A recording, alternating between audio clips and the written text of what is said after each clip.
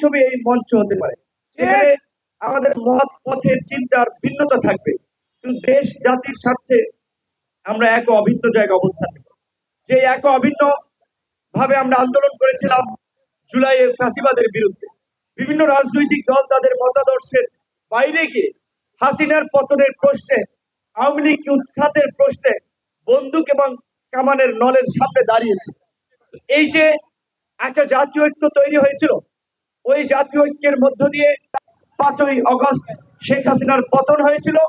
5ই August জনতা রায় দিয়েছে আওয়ামী লীগ এদেশের রাজনীতি থেকে বাতিল। সেই বাতিল মালকে আর ফিরিয়ে আনার কেউ চেষ্টা করবেন না। সরকারকে আমরা জানিয়েছি, রাজনৈতিক দলগুলোর সাথে আমাদের আলাপ আলোচনা। বাংলাদেশে অনেক রাজনৈতিক দল আছে, এখনো প্রায় 50টির নিবন্ধিত রাজনৈতিক দল আছে। কাজে একটা আওয়ামী লীগ না থাকলে এই দেশের কিছু হবে না। আওয়ামী লীগ ঐতিহাসিক ভাবে একটা ফ্যাসিস্ট রাজনৈতিক দল, একটা স্বৈরাচারী রাজনৈতিক দল। সেটা দেশ স্বাধীনের পরে 72 থেকে 75-এ আমাদের যারা তরুণ তারা হয়তো অনেকে দেখেন নাই, কিন্তু বই পুস্তক ইতিহাসের পাতায় সেই বর্বরতা লিপিবদ্ধ আছে। এবং এই গত 16 বছরের বর্বরতা আমরা স্বচক্ষে দেখেছি।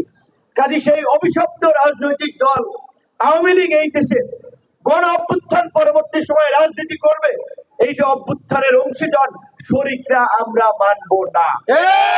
তাই এখানে বিভিন্ন রাজনৈতিক দলের নেতৃবৃন্দ যারা আছেন তাদেরকে আমরা অনুরোধ করব, আপনাদের জায়গা থেকে এইভাবেই শক্তভাবে আওয়ামী লীগকে প্রতিহত করার জন্য আমাদেরকে আওয়াজ তুলতে হবে। এবং সেই গণতন্ত্র না থাকার ফলে, মানুষের ভোটাধিকার না থাকার ফলে এই 16 বছরে ফ্যাসিবাদ জনগণের উপরে চেপে বসেছিল। সেই গণতন্ত্র ভোটাধিকার না থাকলে আবারও নতুন কোন ফ্যাসিবাদ আমাদের উপরে চেপে বসতে পারে। সেই জায়গা থেকে স্বাভাবিকভাবেই আমরা মনে করি, আমরা যে রাষ্ট্রের সংস্কারের কথা বলছি, বাংলাদেশে একটা অবাধ সুষ্ঠু নিরপেক্ষ নির্বাচনের মাধ্যমে গণতন্ত্রের প্রাতিষ্ঠানিক রূপদান কিংবা গণতন্ত্রের পথে যাত্রা, এইটা রাষ্ট্র সংস্কারেরই একটা অংশ। কাজেই যত দ্রুত সম্ভব একটা নির্বাচনের মধ্যে দিয়েই এই সংকটের উত্তরণ। এবং যেহেতু এখানে বিভিন্ন রাজনৈতিক দলের ভাইরা আছেন, স্বাভাবিকভাবেই 16 বছরে আপনারা নানাভাবে ক্ষতিগ্রস্ত হয়েছে।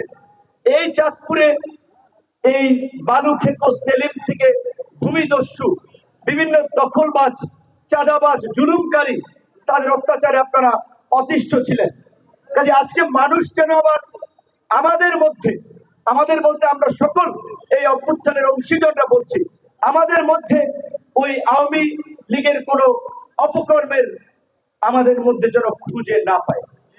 মানুষ যেন না বলতে পারে আগেই ভালো ছিলাম, এই কথাটি যেন মানুষ না বলতে পারে। আমাদের সেটি মনের মগজে মনে রাখতে হবে। আমাদের আচরণে, আমাদের কর্মকাণ্ডে মানুষ যেন কষ্ট না পায়, মানুষ যেন ভুক্তভোগী না হয়।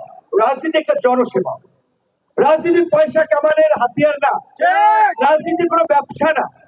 রাজনীতি যদি নিজের ঘরের খেয়ে পরের মোষ তাড়াতে পারেন তাহলে তারা রাজনীতি করবে।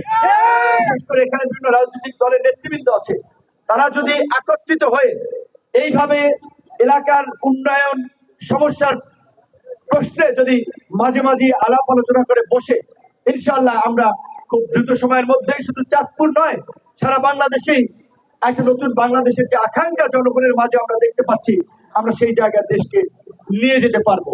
তবে